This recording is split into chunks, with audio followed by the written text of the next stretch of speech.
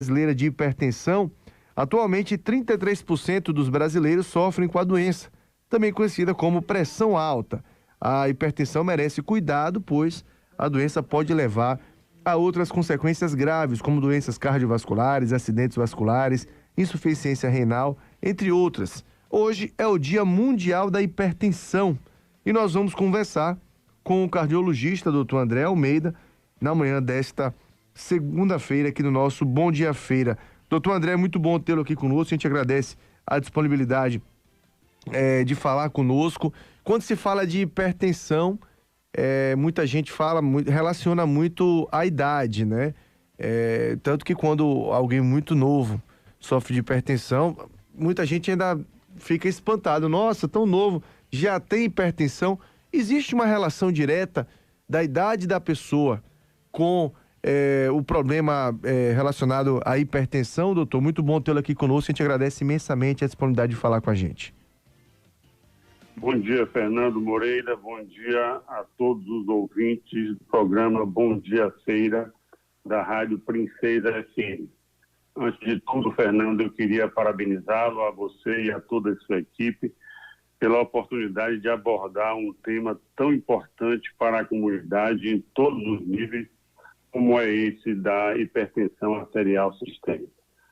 Sim, hoje, como definido pela Organização Mundial da Saúde, é o Dia Mundial da Hipertensão. Essa é uma data importante. Esse tema está sendo abordado em todo o mundo por conta de características peculiares da hipertensão. É uma doença absolutamente traiçoeira. Nós vamos abordar isso com mais detalhes, fico à sua disposição. Lhe agradeço o convite e temos muita coisa para esclarecer para os seus ouvintes. Em relação a essa sua questão, sim, quanto maior a idade do indivíduo, maior a chance dele desenvolver hipertensão. Ou seja, se a pessoa a pessoa com acima de 60, a prevalência no geral no Brasil é 33%. Ou seja, 33% dos adultos acima de 18 anos têm nível de pressão arterial elevada, acima do preconizado, acima de 14/9, que é o limite máximo. Quanto mais idoso a pessoa é, maior a prevalência dessa hipertensão. Agora, existem também outros fatores que fazem com que facilitam ou favorecem a presença de hipertensão no público mais jovem. E nós podemos discutir quais são esses fatores de risco. Bom, doutor, e algo que se fala também é a questão da hereditariedade, né? Eu queria que o senhor falasse um pouco a respeito disso, se isso é verdade ou mito. A hipertensão é uma doença hereditária também? Existem vários fatores de risco que são coexistentes na hipertensão arterial, Fernando. Por exemplo, o indivíduo do sexo masculino com mais do que 55 anos ou mulher com mais do que 65 anos, indivíduos que fumam, indivíduos que são obesos, indivíduos que têm colesterol alto, indivíduos que têm pais que têm pressão alta, essas pessoas têm uma tendência maior de desenvolver hipertensão. Bom, doutor, e aí, claro que tem uma série de fatores, né, também para evitar. Eu queria que o senhor falasse um pouco a respeito disso, até porque a gente tem uma sociedade que luta contra o sedentarismo, e essa luta contra o sedentarismo, quando se perde, vários problemas vêm relacionados a isso. A hipertensão pode ser um deles, inclusive, né, doutor? Pode sim, pode sim. O grande problema da pressão alta, conforme nós conversamos no início, é que ela é traiçoeira, entendeu, Fernando? Então, assim, é muito frequente no consultório médico, no ambulatório, ou seja, em diversos locais onde é feito o atendimento, a pessoa chega para uma avaliação, por outra, uma queixa outra, não diretamente relacionada à hipertensão, e durante o exame físico, durante a aferição da pressão, nota-se que a pressão está muito alta. Então, assim, a grande maioria das pessoas, mais de 90% das pessoas, cursam com pressão alta sem sentir absolutamente nada. Isso é muito arriscado. Por quê? Porque a pressão alta, mesmo a pessoa não sentindo nada, ela vai comprometendo órgãos vitais. Ela passa a trazer problemas para o coração começa a ficar hipertrofiado, ela aumenta muito o risco da pessoa ter um infarto, ele aumenta muito o risco da pessoa ter um acidente vascular cerebral, conhecido popularmente como derrame, e ele aumenta muito o risco de desenvolver uma doença nos rins. Tanto que a hipertensão, junto com o diabetes, são as duas principais causas que levam a pessoa a fazer hemodiálise. Então, aquele indivíduo que tem a pressão alta e não trata, e não controla, ele está num risco maior de desenvolver insuficiência renal e fazer hemodiálise, ele está num risco maior de ter um infarto do miocárdio, um infarto do coração e de ter um derrame cerebral. E a única chance de você reduzir esse risco é controlando a pressão. O grande problema é que, como as pessoas, na grande maioria das vezes, estão com pressão alta e não sentem nada, eles não procuram um médico por conta de um sintoma. Quando ele tem um sintoma devido à pressão alta, é porque já está com algum grau de complicação. Então, a recomendação é fazer avaliações periódicas, avaliações rotineiras, para a busca de um nível de pressão elevado que possa ser controlado. E quem são essas pessoas que devem ter um cuidado maior? Justamente essas que eu falei. Aqueles indivíduos que fumam, os indivíduos sedentários, os indivíduos obesos, os indivíduos com diabetes, os indivíduos que têm história na família de que teve infarto de forma precoce, ou seja, pai, mãe, pai ou irmão que teve infarto com menos de 55 anos, mãe ou irmã que tiveram infarto com menos de 65 anos, e indivíduos que têm colesterol elevado. Esses indivíduos estão num risco maior de desenvolver hipertensão e, desenvolvendo hipertensão, eles têm um risco maior de evoluir com complicações. Bom, o senhor falou do colesterol alterado, doutor André, e a gente volta e meia também tem a recomendação, e ouve-se muito falar, da relação de alimentos gordurosos, sal e açúcar. Que relação esses alimentos podem ter com a hipertensão? Sobretudo que se fala muito a questão do sal, né? O sal, em relação à alimentação, é o inimigo número 1 da pressão. Então, assim, o indivíduo, independente se ele é hipertenso ou não, a dieta deve ser uma dieta com pouco sal. Né? E nós conseguimos nos habituar a isso. É preciso que haja um hábito de redução gradativa do sal, que vai trazer benefícios em todas as esferas, particularmente no controle da hipertensão. Eu digo sempre para os meus pacientes, os médicos usualmente dizem para os seus pacientes, que a presença de saleiro na mesa é um péssimo hábito. Porque a presença do saleiro na mesa, você vai acostumando o jovem, a criança, o adolescente, desde cedo a colocar um pouco mais de sal na comida. E se ele vê esse exemplo dos pais, dos tios, dos avós, ele acha que isso é um hábito normal e saudável, mas não é. Não é nem um hábito normal, nem um hábito saudável. A relação da pressão arterial com a quantidade de sal ingerida é absolutamente direta. Quanto maior a quantidade de sal, maior a chance da pessoa se tornar hipertensa. Então, devemos tomar cuidado, sim, com o sal, da mesma forma que devemos tomar cuidado com a ingestão de gordura, principalmente gordura saturada. E devemos tomar cuidado com o excesso de açúcar e de carboidrato.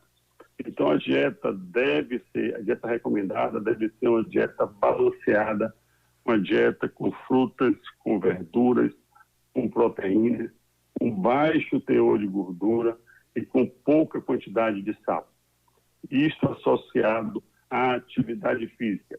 São os hábitos que devem ser estimulados, hábitos saudáveis, para a prevenção da saúde. Sabe por quê, Fernando? Porque o melhor tratamento de qualquer doença é a prevenção. Além de ser o melhor, é o mais barato. Sai muito mais barato, tanto na esfera particular quanto na esfera pública, que se estimule hábitos saudáveis de atividade física, de dieta saudável, para evitar a doença, do que esperar ficar doente para depois, então, tratar. Estamos conversando com o doutor André Almeida, cardiologista, hoje, nesse Dia Mundial de Combate à Hipertensão. Doutor, três alimentos, na verdade, duas bebidas e um alimento que são extremamente consumidos aqui na nossa região, né? O ovo faz parte da mesa, pelo menos do café da manhã, da maior parte das pessoas. Café, a gente tem notado cada vez mais as pessoas adquirindo até mesmo uma espécie de vício na cafeína, né? As pessoas que tomam café o dia inteiro. E bebida alcoólica, né? Cervejinha do final de semana, o vinho, que a gente sabe que socialmente, ou até não, muitas vezes a pessoa consome em grandes quantidades. Até que ponto esses três podem ser vilões também quando se trata de hipertensão? Vamos por etapa. Você falou do café, você falou do álcool, e qual foi o terceiro? Ovo. E o ovo. Muito bem, vamos por etapa. O ovo, coitado do ovo. O ovo foi um vilão durante muito tempo, né? E as coisas na medicina, não existe uma verdade absoluta, Fernando. Não existe. Durante muito tempo se crucificou o ovo como um alimento que deveria ser evitado. Nós sabemos hoje que essa não é a realidade dos fatos. O ovo é um alimento rico em proteínas, é um alimento com excelente potencial energético, e o ovo pode ser utilizado na rotina das pessoas, desde que alguns cuidados sejam tomados. Então, quantas e quantas pessoas nós conhecemos que, ao estralar um ovo, faz isso com a manteiga e utiliza excesso de sal? Aí é que está o perigo, não é o ovo em si. É a gordura que vai afetar o ovo e o excesso de sal ao temperar o ovo. Quantas pessoas comem um ovo cozido, estão segurando o ovo com a mão esquerda e na mão direita está com o saleiro, jogando sal em cima do ovo? Esse é o problema, né? Não necessariamente o ovo. Então, ao fritar o ovo, alguém já experimentou fritar o ovo com água? Bota um pouco de água e uma bobagemzinha de óleo, mas principalmente água, e jogue o ovo ali dentro para fritar. Fica uma delícia, não precisando usar a manteiga, a gordura saturada, e nem a margarina. E tomar cuidado com o uso do sal ao ingerir o ovo. Em relação ao álcool, eu sou muito pragmático em relação a isso. Como médico, nenhum paciente meu jamais ouviu eu estimular o uso do álcool. Sabe por quê? Porque a posição do médico é uma posição que deve ser uma posição muito balanceada e muito centrada, né? E, infelizmente, acontece várias vezes do médico liberar que o indivíduo beba uma quantidade pequena do álcool e isso ser utilizado pelo paciente de forma inadequada. Ao chegar em casa ou junto aos amigos, principalmente frente às esposas, tem paciente que não gosta disso não, mas a gente atinge determinada idade na vida que nos permite dizer essas coisas. E diz, não, foi o doutor que liberou para eu beber a cerveja, foi o doutor que liberou para eu beber isso ou aquilo. Sou contra. Não preconizo o uso do álcool, nem em pequena, nem em média, nem em grande quantidade. Qualquer paciente meu que quiser fazer uso do álcool, ele vai fazer sob risco e responsabilidade dele. Existem alguns estudos que mostram que talvez a pequena quantidade do álcool vai trazer benefício, principalmente do vinho, pode trazer benefício para o coração. Existem esses estudos, sim. Mas existem vários outros estudos que mostram o poder maléfico do álcool para o organismo como um todo, principalmente para o vinho. Desculpe, principalmente para o fígado. Digo mais.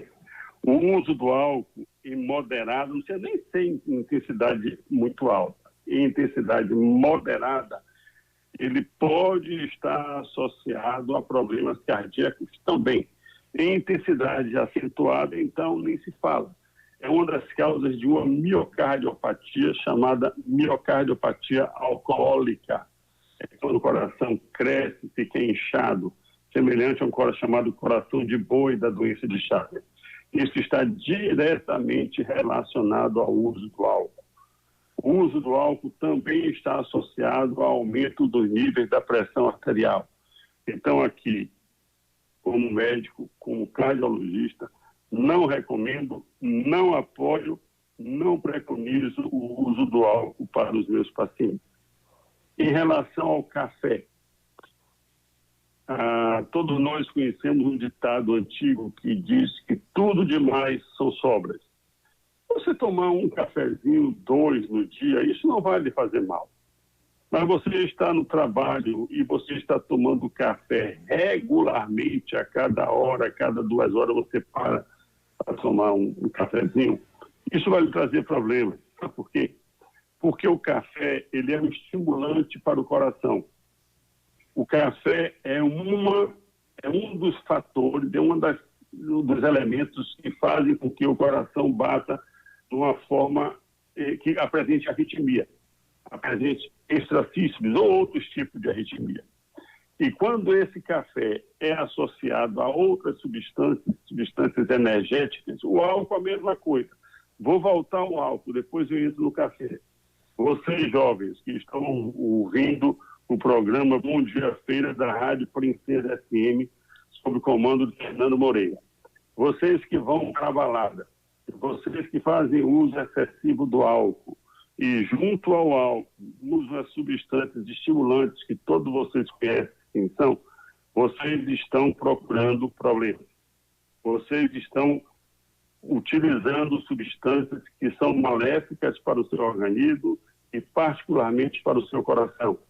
São substâncias que estimulam o coração, aumentam o risco de uma arritmia, muitas vezes fatais, aumenta o risco de elevação da pressão arterial e são substâncias que vão deixar consequências para o seu coração e para o seu organismo como um todo. O grande problema, Fernando, e eu já fui jovem também, embora ainda me considere jovem, mas cronologicamente já não sou, mas quando jovem nós achamos que as coisas nunca acontecem com a gente, sempre acontecem com os outros. E achamos também que nunca ficaremos velhos. E que se ficarmos velhos não vamos ter nada dos problemas que os velhos têm. Isso não é uma verdade.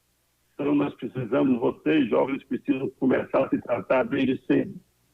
O excesso de bebida alcoólica, desculpe, e a associação da bebida alcoólica com os estimulantes é absolutamente arriscado para o seu coração e para o seu organismo. Voltando ao café, o excesso de café traz problemas, sim, para o organismo e traz problemas principalmente por aumentar o risco de arritmia cardíaca e favorecer o aumento da pressão arterial. Doutor André Almeida, para a gente encerrar, eu queria falar um pouco a respeito de tratamento com o senhor, né? O indivíduo que, infelizmente, não seguiu essas recomendações que o senhor falou, já está com a pressão arterial alta, seja por excesso, né, por excessos diversos, ou por questão hereditária, enfim, a pessoa identificou que tem a chamada pressão alta. Como é que ele faz esse controle e até que ponto ele consegue, né, levar uma vida normal, tendo esse diagnóstico de hipertensão e fazendo uso de medicamentos? Muito bem. Essa pergunta é muito boa, Fernando, e ajuda bastante a orientar os seus ouvintes.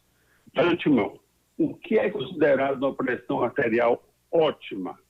A pressão arterial ótima é aquela até 120 por 80, ou 12 por 8, termina dando no meio. Mas vamos uniformizar, 120 por 80, essa é a ótima. Então, e se eu tiver uma pressão de 130 por 85, 130 por 84, essa ainda é considerada uma pressão normal, mas a ótima é abaixo de 120 por 80, é aquela que não vai trazer risco de lesão nos seus órgãos principais, cérebro, coração, retina, olhos, rins. Quando é que eu sou considerado uma pessoa hipertensa? A hipertensão, a Sociedade Brasileira de Hipertensão, ela classifica em estágio 1, estágio 2 e estágio 3. Se você tem a pressão arterial acima de 140 por 90, você já é considerado hipertenso.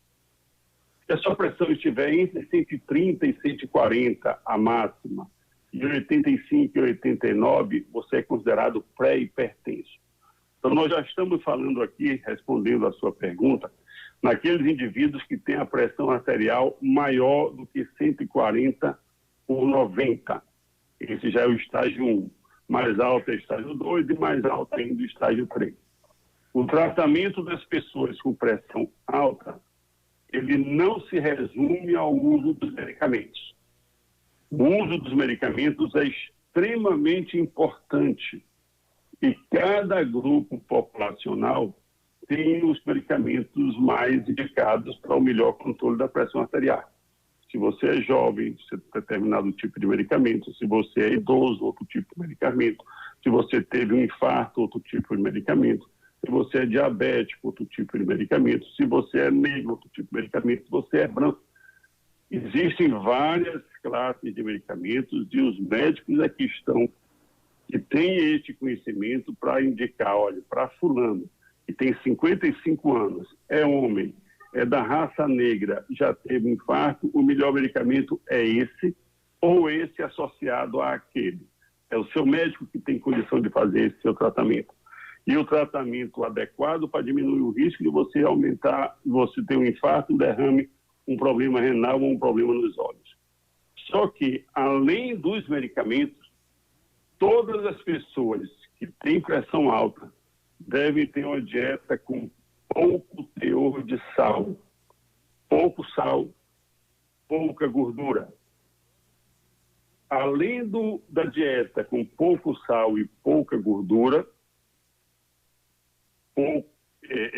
e o medicamento, as pessoas também devem fazer atividade física, devem ser as pessoas ativas, evitar o sedentarismo.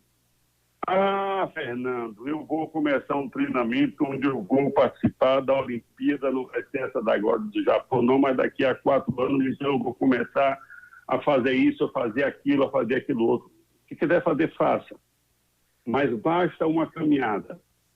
O indivíduo que conseguir fazer uma caminhada de 30 minutos, 5 vezes por semana, ele já está trazendo um benefício absurdo para o seu organismo, particularmente no auxílio ao controle da pressão arterial.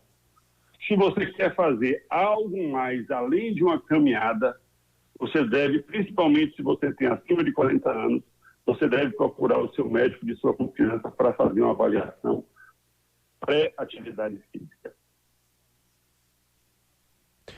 Doutor André Almeida, a gente agradece imensamente a disponibilidade do senhor de falar conosco. É um assunto extremamente importante, né, para a gente estar debatendo, para a gente estar falando, né, uma população imensa que tem a hipertensão, outras pessoas que precisam mudar de vida em relação aos seus hábitos para não desenvolver também a hipertensão.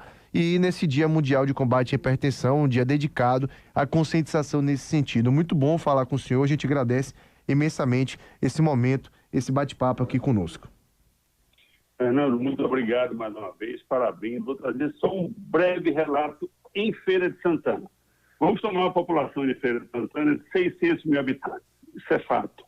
Só na cidade, em torno de 600 mil. Digamos que 60%, eu não sei esse número exato, mas digamos que 60% da população tem acima de 18 anos. Então, são 360 mil pessoas. 33% terá hipertensão arterial. Então, em Feira de Santana, nós temos cerca de 120 mil pessoas que têm pressão alta, que têm hipertensão arterial. Eu lhe garanto que nem um terço disso sabe que tem pressão alta. Aliás, 25% disso sabe que tem pressão alta, né? E o pior, nos dados da Sociedade Brasileira de Cardiologia, finalizando, que eu sei que o seu tempo é curto, pela estatística, metade disso sabe que tem pressão alta, 60 mil pessoas. Das 60 mil pessoas de Feira de Santana que sabem que tem pressão alta, metade trata, 30 mil pessoas tratam.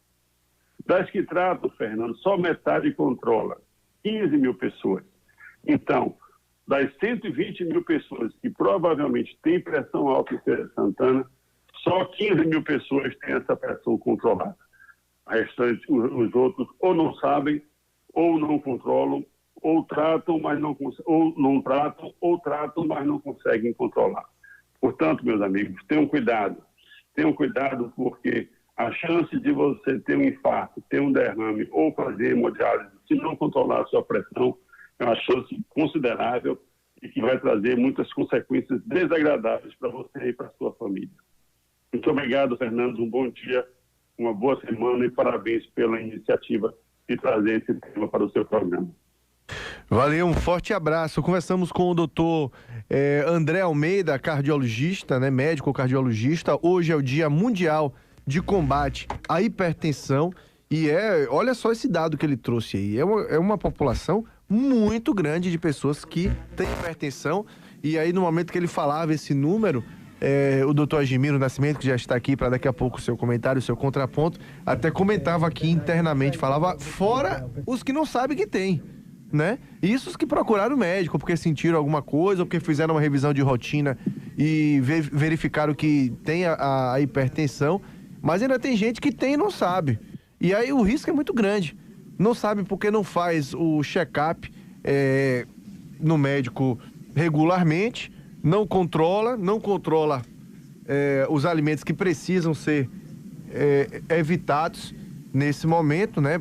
Por conta da própria hipertensão e vira uma bola de neve. Muitas vezes vai saber quando passa mal, quando tem alguma coisa e aí é tratar, é controlar a doença, se for o caso. Tem gente que infarta e não sabe nem que é hipertensa e infarta, pra você ter ideia. Então é importante sim esses dias dedicados à conscientização de doenças comuns ou de problemas de saúde, como é o caso da hipertensão.